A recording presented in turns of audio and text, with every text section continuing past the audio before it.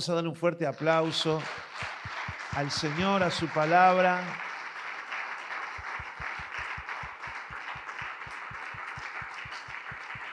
Gracias a Dios. Gracias a Dios. Tomen asiento. Hoy tenemos una serie que vamos a compartir que se llama Grandes Hombres en la Biblia. Para algunos quizás es una serie nueva, pero ya hemos predicado algunos mensajes sobre esto. Grandes hombres en la Biblia. Y nuestro tema es Daniel en medio del caos organizado por Dios. ¿Qué me cuentan? Daniel en medio del caos organizado por Dios. ¿Qué nos va a enseñar Daniel con su vida en esta noche? No sé a qué hora nos están escuchando a través de YouTube, a través de las redes sociales o de una emisora de radio, pero lo cierto es, preste atención porque la palabra de Dios no vuelve vacía y esto es para usted. Daniel capítulo 1, verso 1 y 2. Durante el tercer año del reinado de Joacim, rey de Judá, llegó a Jerusalén el rey Nabucodonosor de Babilonia y la sitió. Y el Señor dio la victoria sobre el rey Joacim de Judá. ¿Quién dio la victoria? A este rey pagano. El Señor le dio la victoria. Joacim está representando aquí al reinado, al trono de David, a los hijos de Dios, al pueblo de Dios. Pero como suele suceder a veces, hay veces que el impío, el malvado o alguna cosa negativa prevalece sobre los hijos de Dios. Y este es el caso. El Señor le dio la victoria. No fue un capricho, sino que hay un motivo, que ya lo vamos a ver, por qué el Señor entregó la ciudad y al pueblo y al rey y a los príncipes en manos de este gobernante déspota, rey del imperio babilónico. El Señor le dio la victoria sobre el rey de Joacim, el de Judá, y le permitió el Señor llevarse alguno de los objetos sagrados del templo de Dios. Así que Nabucodonosor se los llevó a Babilonia y los puso en la casa del tesoro del templo de su Dios. En la antigüedad esto era tremendo porque cuando una nación conquistaba a otra, también había una creencia de que el Dios o los ídolos de esa nación conquistadora eran más poderosos que la conquistada, porque la conquistada con sus dioses no se pudieron defender de estos. Asiria también con su rey, cuando Sennacherib quiso conquistar Judá y la ciudad de Jerusalén, dice, los dioses de las otras naciones no me pudieron resistir. ¿Quién es Dios? ¿Quién es Jehová para resistirme a mí? Bueno, es que Jehová es el Dios de dioses, Yahweh. Es el, como dicen los mexicanos, es el mero mero, es el jefe. Entonces esto traía una humillación muy grande también para el pueblo de Dios, porque lo que estaba diciendo ahí Nabucodonosor es el Dios de ustedes, que ustedes dicen tener, no lo ha podido defender de mi mano. O sea, mi Dios es más fuerte que el de ustedes. Entonces aquí esto hace que Dios tenga que vindicar su nombre. Dice, espérate, que estos se portaron mal y yo estoy permitiendo que tú los castigues, pero yo sigo siendo el Rey de Reyes y el Señor de Señores.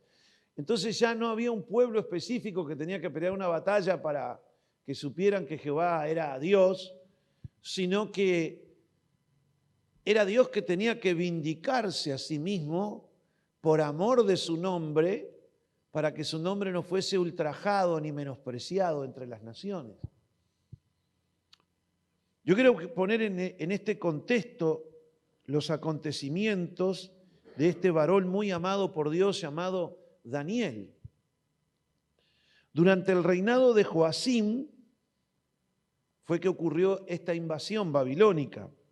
Joacim era hijo de un rey muy piadoso que tuvo Israel, quizás el último rey piadoso que tuvo en la lista de los reyes, que fue en Judá, cuya capital era Jerusalén. No era todo el territorio de Israel, porque había un reino del norte cuya capital era Samaria, y había el reino del sur, que eran dos tribus que se habían unido, que era Benjamín y Judá, y cuya capital era Jerusalén. Joacim pertenecía al reinado del sur y era un descendiente directo no solamente de Josías, sino también del rey David. Resultó ser que lamentablemente Josías, cuando el faraón Necao, que iba a pelear con Nabucodonosor allá al norte de Israel, Siria, Asiria, por allá, rumbo a Babilonia, tuvo que pasar, geográficamente no le quedaba otra, pasó por Israel y Josías asumió que estaba, atacándolo a él, pero en esa confusión él enfrentó al poderoso ejército egipcio y los egipcios lo mataron. Ahora el pueblo tomó a Joacás, hijo de Josías, y lo puso como rey. Pero vino el faraón y dice, no, a ese no lo quiero. Ahora el que mando soy yo. Y puso a Joacim, que es otro hijo de Josías. Ahora este Josías tampoco hizo bien los deberes, ni con Dios, ni con el faraón, ni con los caldeos, sino que hizo lo malo y también continuó él y el pueblo bajo la ira de Dios. La Escritura dice que Joacim hizo lo malo, esto está en 2 de Crónicas 36, verso 5, y Dios a través del profeta Jeremías le advirtió a Joacim, al rey, y después a Sedequías, que fue el que sucedió a Joacim, y al pueblo que estaban con ellos, les exhortó a que se volvieran a Dios, porque Nabucodonosor los iba a invadir. De hecho, Nabucodonosor vino como 3 veces a invadir. La primera fue con Joacim, después se llevó a Joacim y dejó a Sedequías. Sedequías se portó mal y vino una tercera vez. Y resulta que los babilonios entraban como perico por su casa e invadían a Israel. Ahora, Jeremías les advertía una y otra vez lo que Dios iba a hacer a causa de la idolatría del pueblo. Y le voy a leer uno de los pasajes de Jeremías. Dice Jehová, de parte de Jeremías, o a través de Jeremías le mandó Dios este mensaje: entregaré a Sedequías, rey de Judá, a sus criados, al pueblo y a los que queden, los entregaré a la pestilencia, a la espada y al hambre en la ciudad de Jerusalén. Le estaba prediciendo que iba a haber un sitio. Dice, y los entregaré en mano de Nabucodonosor, rey de Babilonia, en mano de sus enemigos y de los que buscan sus vidas, y los heriré a filo de espada. Esto lo anunciaba el profeta Jeremías. Dice Dios, no los perdonaré, ni tendré compasión de ellos, ni tendrá de ellos misericordia Nabucodonosor. Isaías también, varias decenas de años antes, había predicho esto en el capítulo 10, creo que es. Dice, les había advertido, no es el 10, era cuando Ezequías recibe invitados de Babilonia, muchos años antes que lo de Josías y que viniera Nabucodonosor, y resulta que Ezequías le muestra toda la riqueza y la bendición que había recibido, y le muestra los palacios, y el profeta Isaías le manda a decir a Ezequías, mira, se acerca el tiempo, así dice el Señor de los ejércitos celestiales, se acerca el tiempo cuando todo lo que hay en tu palacio, todos los tesoros que tus antepasados han acumulado hasta ahora, serán llevados a Babilonia. No quedará nada, dice el Señor. Algunos de tus hijos serán llevados al destierro. Los harán eunucos que servirán en el palacio del rey de Babilonia. Entonces Ezequías dijo a Isaías, mensaje que me ha dado es de parte del Señor y es bueno. ¿Por qué es bueno? Porque él pensaba que por lo menos habría paz y seguridad mientras él vivía. Ay, dice, qué bueno, le va a pasar todo eso a mis hijos, pero a mí no me va a pasar nada. Miren el razonamiento de Ezequías. O sea que ya tanto Jeremías, muy cercano a que esto ocurriera, como Isaías, estaba prediciendo que a causa del pecado y de la dureza de cerviz del pueblo de Israel, iban a ser castigados a través de Nabucodonosor. La invasión esa ocurrió en el año 587 a.C. La ciudad de Jerusalén y el templo fueron destruidos, lo pueden ver ahí en Segunda de Reyes 25, y fueron llevados entre otros Daniel y sus amigos, y el profeta Ezequiel. Obviamente fue un caos, porque primero vino la pestilencia, estaban rodeados en la ciudad, vino el hambre y después la espada. Y después se llevaron los príncipes, se llevaron los reyes, el rey, se llevaron las mujeres, los niños, se los llevaron esclavos. Dios lo había predicho. Primero por Isaías, después por Jeremías. A tal punto que se llevaron entre los cautivos a Daniel y a sus amigos, ¿se acuerdan? Sadrac, Mesac y Abednego. Junto con ellos fueron muchos, pero en especial ellos. Y también se llevaron al profeta Ezequiel. Lo llevaron a una lengua extraña, a un país extraño, a una cultura extraña. Los desarraigaron de su tierra. Les sacaron, si fuesen uruguayos, les sacaron el mate, el asado. No los dejaban mirar el fútbol. No podían congregarse en el templo, les había quedado destruido. Los arruinaron realmente. Un caos, pero fue un caos advertido y ejecutado por Dios. Y cuando Dios genera un caos, lo hace con orden. Sigue siendo caos, porque me imagino que muchos de esos cautivos fueron para un determinado lugar de Babilonia, otros a otras tierras, y otros fueron llevados a la corte.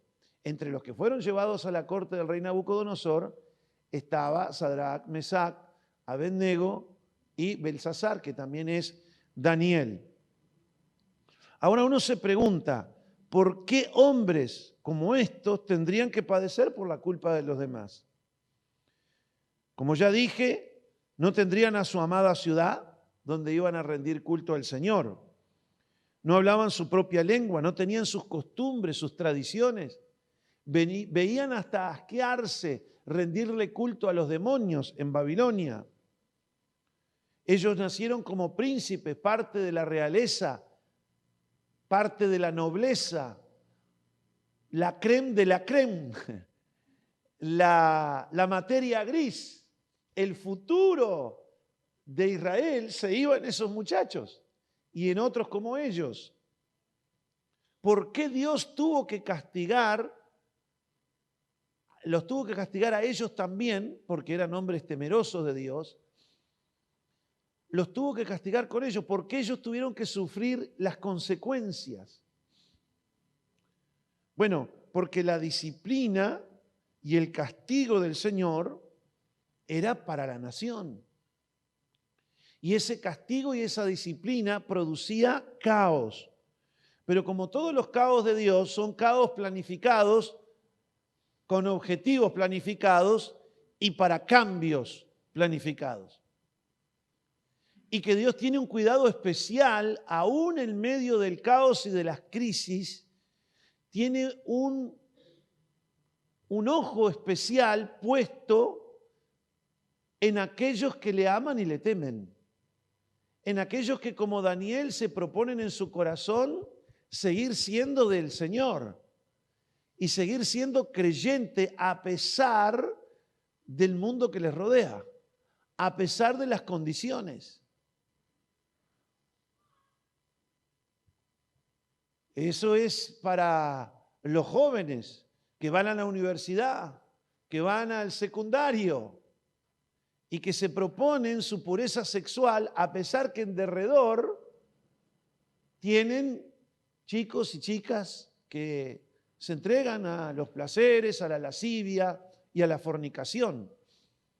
Varones que se proponen conservarse puros hasta el matrimonio a pesar de que el mundo que les rodea los invita a meterse en sus costumbres.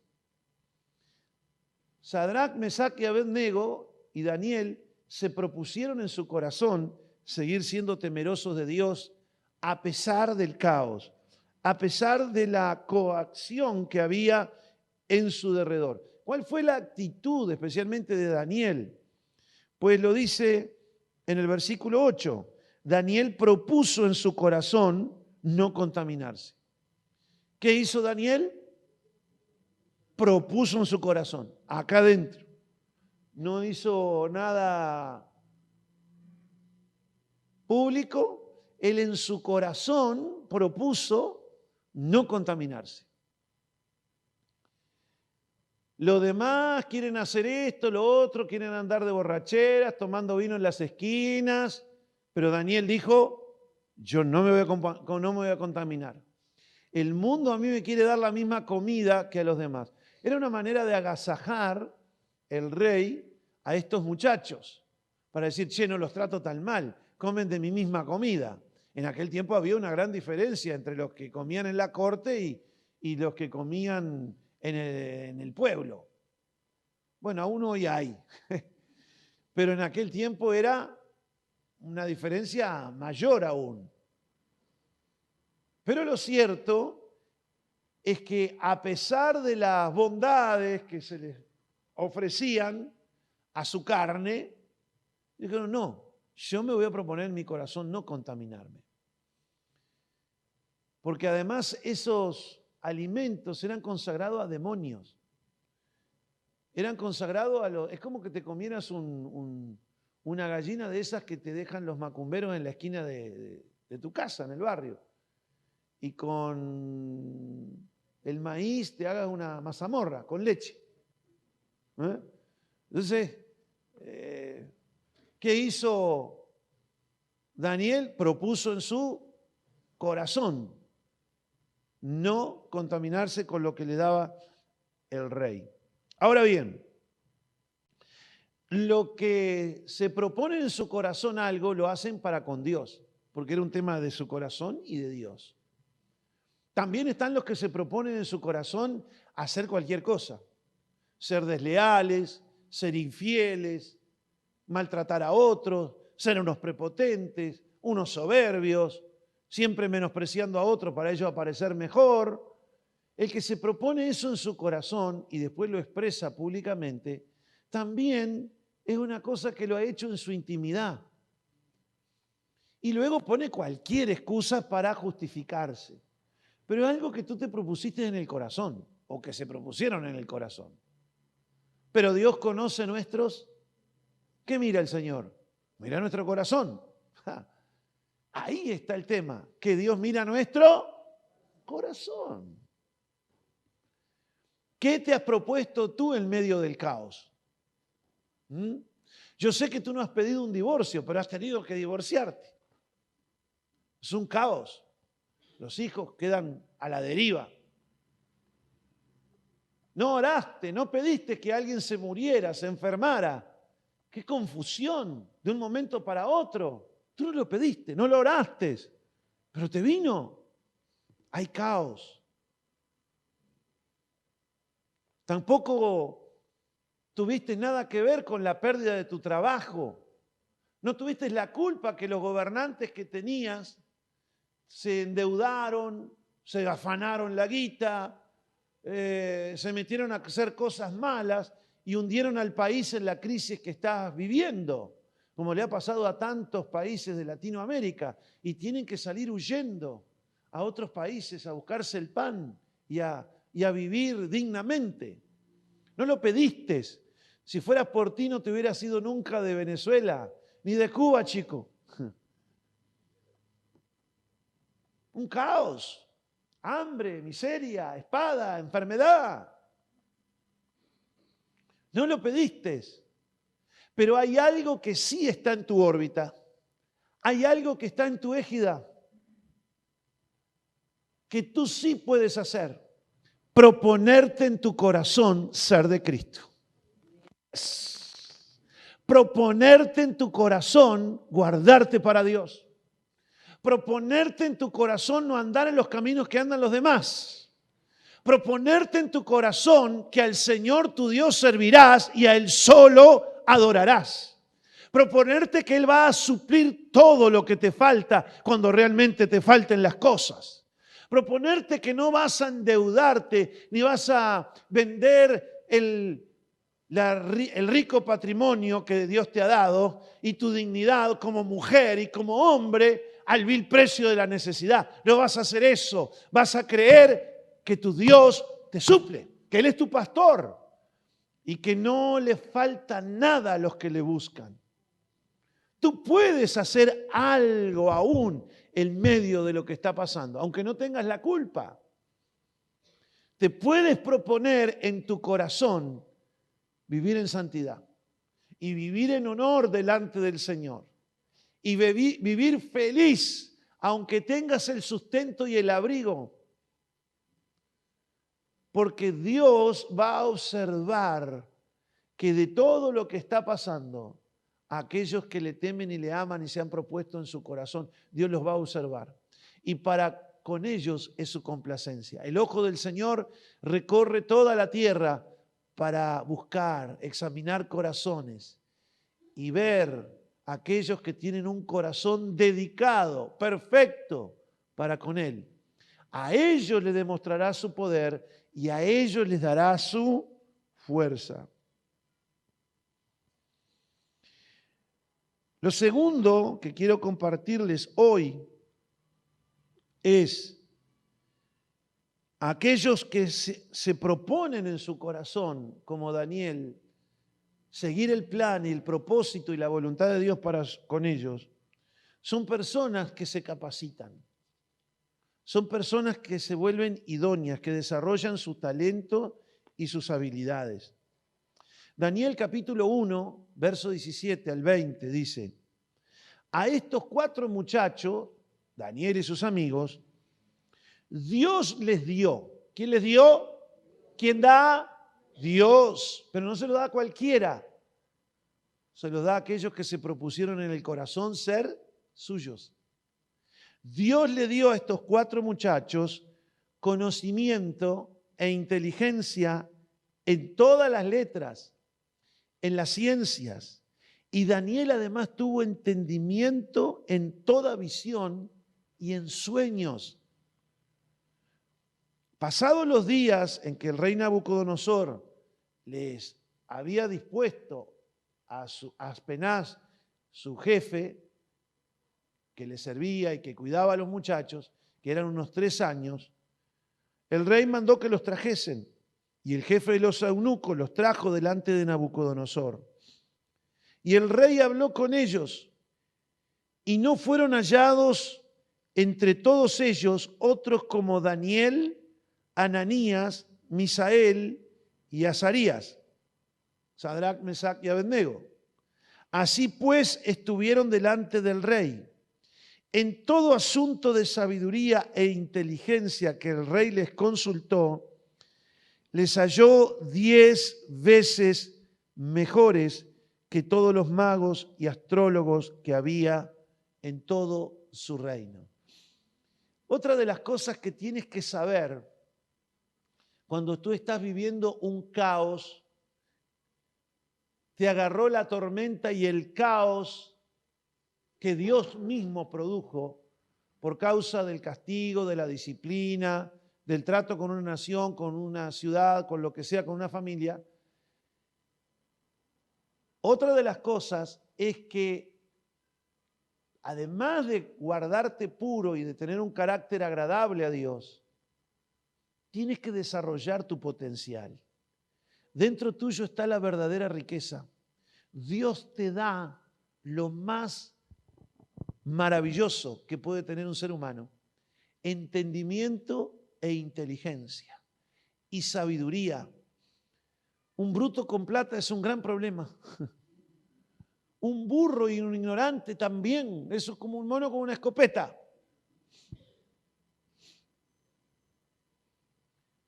Pero la verdadera riqueza y la sabiduría, la verdadera riqueza está en la sabiduría, y en la inteligencia que Dios te da. La gente que prospera de la nada es porque desarrolla su capacidad inventiva, sus ideas. Es una persona que crece en entendimiento, aprende. Hasta hace algunos años, en nuestras iglesias evangélicas, la gente que se convertía, muchos de ellos no eran muy letrados, que digamos, pero el problema no era tanta esa generación, sino que condicionaron a sus hijos y a sus nietos a que no estudiaran.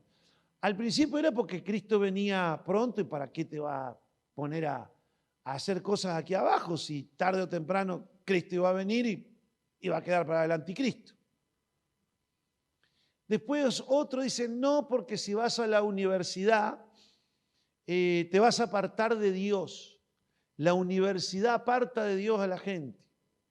Además, la lengua de los caldeos, eso es del mundo. Eso es aprender matemática, filosofía, historia y todas las cosas que hay que aprender en una universidad. Eso es la lengua de los caldeos. ¿Para qué te vas a poner a aprender de Durkheim y de Freud y de Adler y de Jung y de tantos escritores que hay ahí y los libros de muchos de ellos que todos fueron al mismo manicomio? Todos fueron instruidos ahí, uno lee todas esas cosas y esos tipos, pero algunos de estos estaban locos de atar. Y si bien hay cosas que son duras de asimilar, eso no significa que no haya otras cosas buenas. Por eso es que hay tantos creyentes de buen corazón, pero poco desarrollados en su capacidad intelectual. Y la verdad, hermanos, Dios nos ama igual. El cielo no depende de si tú vas a una universidad o no. Depende de otra cosa, de la obra maravillosa que hizo nuestro Señor en la cruz por nosotros. Pero tampoco creo que Dios felicite a las personas por su ignorancia. No creo que los condecore por ser burros. No adelanta eso. Aquí la Biblia nos enseña que se puede ser santo y se puede estudiar y se puede capacitar y pueden haber abogados cristianos y pueden haber doctores, médicos, científicos, porque la ciencia, la verdadera ciencia, no está en conflicto con la fe, se complementan. Tampoco porque tú seas un científico, un técnico, un tecnólogo de las tecnologías de la informática, de la inteligencia artificial, te vas a volver por eso un hijo del demonio. No, la gente se convierte en hijo del demonio no por los estudios, sino porque falla en su corazón, porque no se ha propuesto en su corazón seguirle a Dios antes que todo. Pero buena cosa es que los cristianos sean tan ilustrados como santos y como valientes. Buena cosa es que sean ilustrados.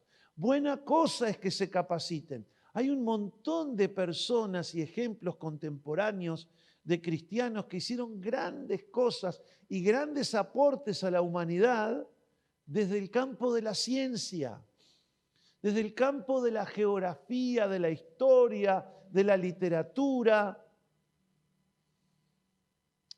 en los descubrimientos de las tecnologías de la información. Hermanos, yo les digo a los padres y a los hijos, no dejen de esperar al Señor hoy. No dejen de ser santos hoy. No dejen de proponerse hoy andar en rectitud, en justicia, en temer a Dios y hacer su voluntad. Pero tampoco dejen de desarrollar el potencial que ustedes ya tienen dado por Dios. Porque Dios te da la materia gris, te da conocimiento, te da espíritu de conocimiento, te abre el entendimiento para que cuando tú escuches entiendas las cosas. Te da un corazón para guardarlo, te da un corazón sabio, todo eso te da Dios. Pero hay que quemarse las pestañas estudiando, hay que tomarse los nervios de los exámenes.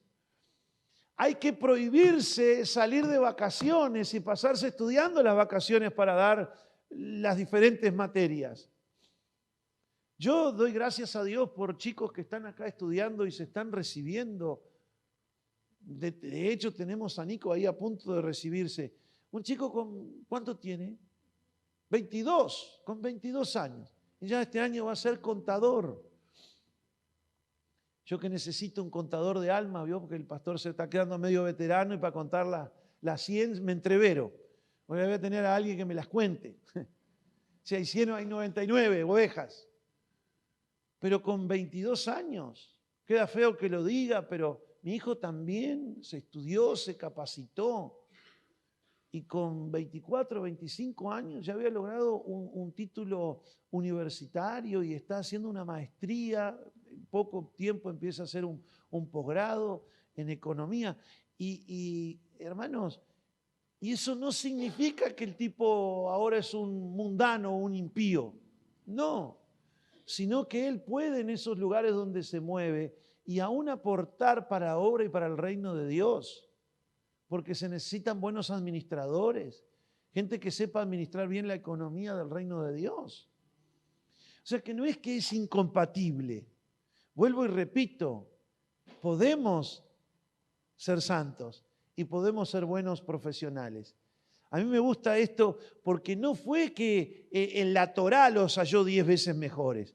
Los halló en las letras, los halló en los números, los halló 10 veces mejor en todo asunto de sabiduría, de conocimiento, los exámenes. Este Nabucodonosor, que no era ningún bobo, los probó y los aprobó. Y fue hallado en ellos un espíritu superior.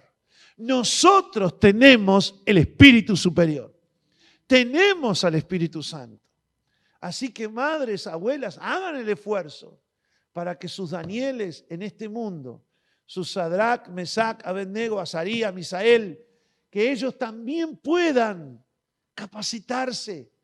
Quizás no todos van a ser biólogos marinos, ni van a ser entendidos en geología, pero algunos pueden ser abogados, otros pueden ser escribanos, otros pueden ser mecánicos, otros pueden tener un oficio, otros pueden ser ingenieros, otros pueden saber trabajar la tierra. Y donde quiera que ellos vayan y mientras van, si son espirituales, algo va a ir con ellos. Es la presencia de Dios, es la luz de Dios sobre ellos. Porque también en esos campos se necesita que se ilumine con el Evangelio, en el servicio público. Fíjense que estos no estuvieron ahí por su propia voluntad. Ellos no dijeron, ay, por favor, estoy orando para que me pongan al lado de Nabucodonosor.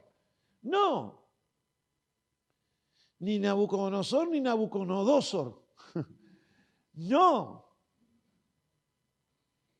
Ellos fueron llevados ahí aún en contra de su voluntad. Ustedes se imaginan entrevistando ahí el canal de televisión.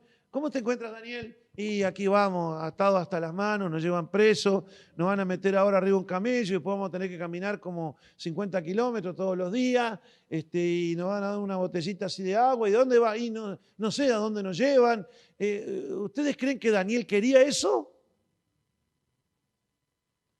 ¿Ustedes creen que Daniel nació para eso?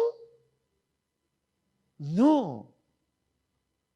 Pero hubo algo que lo llevó ante los reyes y era su capacidad. Los cristianos, algunos podrán por su talento y su habilidad llegar a tener votos para la política, pero hay otros que no, que van a llegar otros porque tienen el talento, trabajan, pero van a tener que llamar. Este rey Nabucodonosor era un tipo inteligente. Él no se rodeaba de bobos ni de ignorantes. No, se rodeaba de gente que era de buen carácter. Si ustedes miran, cuando él le dice a Aspenaz, dice, búscate entre los cautivos chicos sin tacha. O sea, no es que usaban tachas esas negras con plateadas, no. Sí, o sea, de carácter inmaculado. Gente noble, gente que de carácter. Los buenos gobernantes, los buenos líderes se rodean de la gente correcta. Y es difícil encontrar, porque de estos fueron muchos a Babilonia, pero estos 4 fueron especiales. ¿Serás tú un especial? ¿Serás tú que cuando se necesite un resolvedor de problemas te busquen a ti? Cuando tú desarrollas tu potencial y tienes un carácter agradable a Dios, te transformas en una persona que da soluciones, que no eres parte del problema, que eres parte de la solución. En este mundo hay tantos problemas, ¿no? Hay tanta gente que genera problemas. Todos los problemas en general que hay en el mundo son causados por otros, por hombres y mujeres. Y normalmente hay otros que viven para arreglar lo que otros rompen. Bueno, nosotros tenemos que ser parte de la solución en nuestros trabajos, en nuestra familia. No podemos ser el problema, que donde va el siervo va el problema. No, tenemos que ser parte de la paz de la familia. Ser parte de los que aportemos para el bien común, de los que somos despojados, de los que somos generosos, no ingenuos, generosos. Somos de los que aportamos, no somos de los que andamos peleando por trapos viejos y por cosas materiales.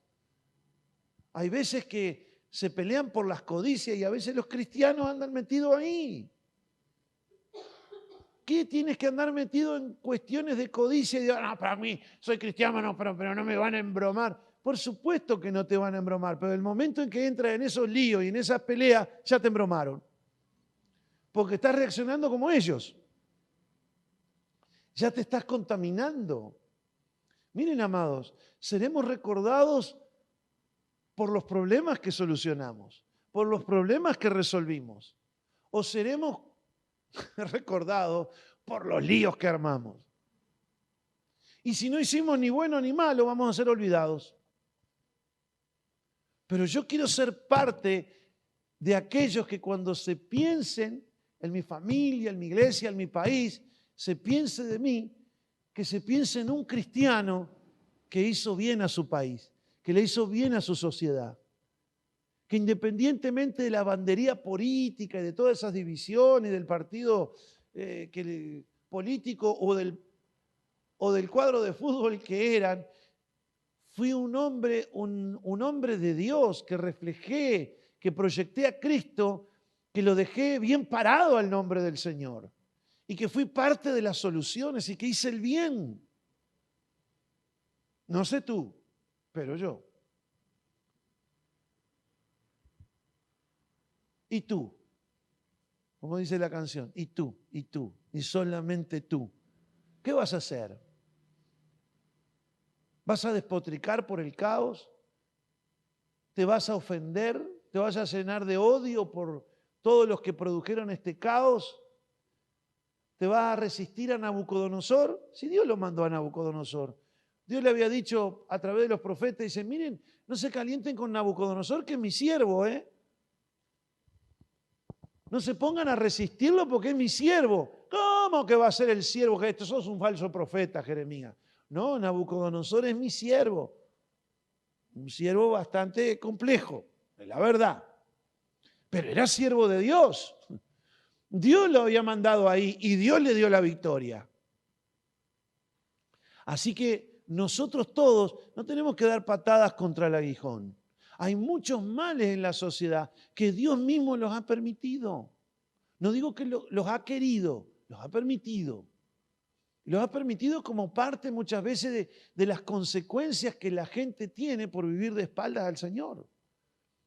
Pero usted sea siempre parte del consuelo, parte siempre de vendar la herida, Usted sea siempre parte de la misericordia de Dios, porque Dios no hace sin juicio, sin misericordia. Y usted tiene que ser el canal de la misericordia hacia ese pueblo que está siendo zurrado por Dios, disciplinado. Amados, aún en el momento en que estamos, podemos capacitarnos y ser buenos. A los que están trabajando con los niños, sea bueno trabajando con los niños. Sea el mejor, la mejor. A los que van a los hogares de ancianos, háganlo cada vez mejor. A los que ya no pueden ir a una universidad, bueno, no vayan, porque de bastón no se puede ir. Pero prepárate, capacítate y no dejes de ser un buen cristiano ahí donde estás. Miren, detrás de cada parásito social hay una persona que tiene un don y un talento y una gracia de parte de Dios. Hay una materia gris detrás de esa persona. Hay capacidades extraordinarias que ese ser, que hoy es un parásito que vive de otros, ese ser que tiene el potencial para transformarse en una fuente de bendición. Pero no es parásito social porque Dios lo trajo al mundo y no le dio herramientas. No. Hay casos muy especiales o enfermedades, o eso. No estoy hablando de esos casos que son mínimos. Pero muchas personas están sanos de patita y de manos. Pero no han sabido hacer otra cosa en la vida que robar. Vivieron de los padres hasta que pudieron. Después empezaron a robar. Después se fueron a la cárcel y allá bebían de los que los uruguayos pagan los impuestos para que les den de comer en la cárcel. Pero esa persona tiene un potencial enorme, tiene sabiduría, tiene materia gris, tiene vida, tiene tiempo. Si aún donde está, ahí en la cárcel, se vuelve a Dios, Dios lo va a perdonar, Dios lo va a limpiar de sus pecados y se va a transformar en un agente de bendición para la sociedad. Lo he visto mucho a esto.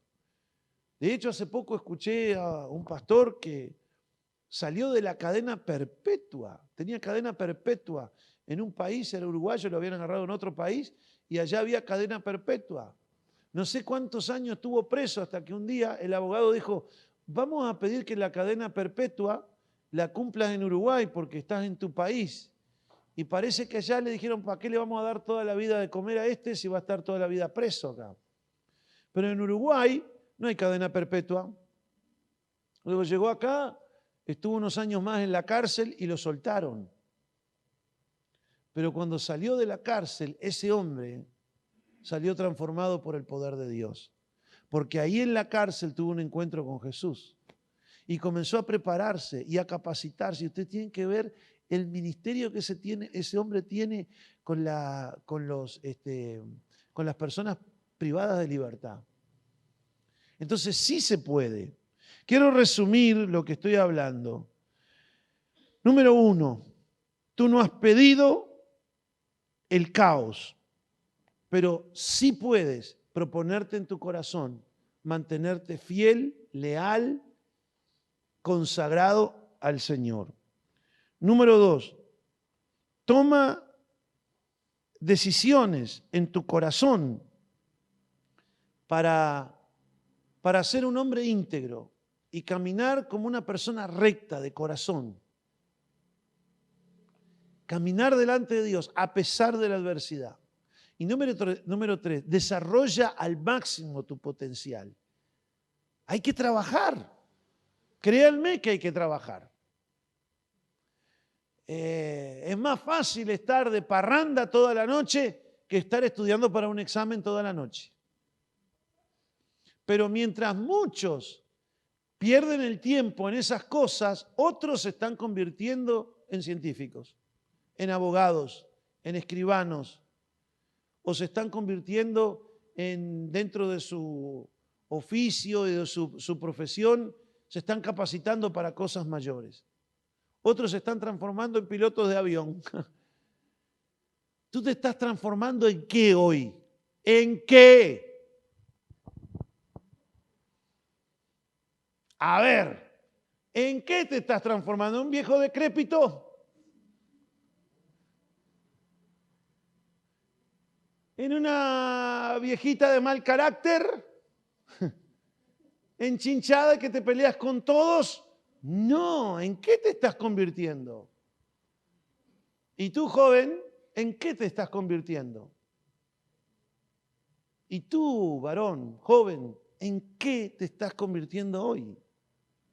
Si ustedes miran en medio de esa semejante tragedia, Daniel, mientras todos se podrían estar quejando de lo que estaban viviendo y cuestionando a Dios, se estaba transformando en el profeta de Dios. Y en un hombre que manejó prácticamente, no solamente en Babilonia, sino después con los medo-persas, manejó la riqueza y los negocios de los reyes. ¿Cómo la ves? Ay, no, que lo mío no es el estudio. No me digas que lo tuyo no es el estudio. Si lo tuyo no es el estudio, arrodíllese y pídale a Dios que lo suyo sea el estudio. Pídale a Dios entendimiento, que Dios da entendimiento, Dios da sabiduría, Dios da inteligencia. No te quedes con lo que tienes hoy. Hay un potencial dentro tuyo que está esperando la ebullición. Cuando tú te pones a trabajar y a prepararte y a capacitarte. Pero ojo, primero proponte en tu corazón ser del Señor. No te apartes, porque si tú eliges todo lo demás, pero tu corazón no es de Cristo, entonces ahí sí no valió la pena nada de lo que tú te esforzaste. Porque lo que hiciste quedará aquí abajo. Vamos a ponernos de pie.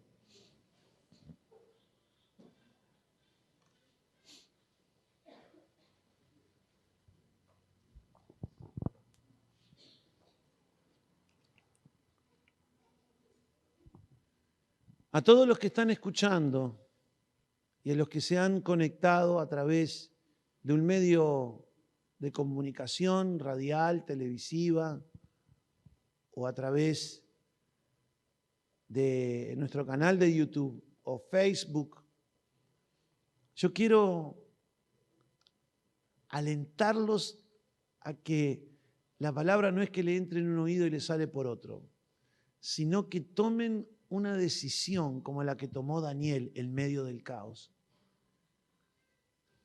Si hasta ahora le has estado errando y te has estado quejando, has estado murmurándote, si estás desanimado, si quieres quitarte la vida, te digo, déjate de esas locuras.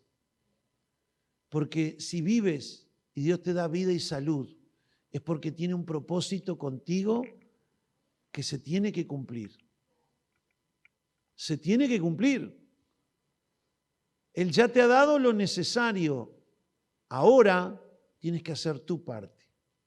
Ahí donde estás, por favor, inclina tu rostro y dile al Señor, Padre querido, Padre muy amado, Padre muy amado, ¿cuánto nos enseña la vida de Daniel? ¿cuánto nos enseña la vida de Daniel? En medio de la tragedia En medio de la y tragedia en medio del caos, y en medio del caos, Él se propuso en su corazón Él se propuso en su corazón ser santo y justo, ser santo y justo, amarte a ti, amarte buscarte a a ti buscarte a y ti no contaminarse y no con contaminarse lo que cualquiera se contaminaría de este mundo. con lo que cualquiera se contaminaría de este mundo. Padre Santo, Padre Santo, yo quiero ser como Daniel. yo quiero ser como Daniel. Quiero que tu Espíritu Superior habite en mí. Quiero que tu Espíritu Superior habite en mí. Tome control de mi vida. Tome control de mi vida. Me dé su sabiduría. Me dé su sabiduría. Me imparta entendimiento. Me imparta entendimiento. Ilumina los ojos de mi entendimiento. Ilumina los ojos de mi entendimiento. Por favor, Padre. Por favor, Padre. Dame espíritu de sabiduría y revelación. Dame espíritu de sabiduría Dame y inteligencia. revelación. Dame inteligencia. Porque yo me voy a aplicar. Porque yo me voy a A aplicar. aprender. A conocer. A conocer. A ser bueno. A ser bueno. Para hacer tus obras. Para hacer tus obras. Para resolver problemas. Para resolver problemas. Para ser de bendición. Para ser de bendición.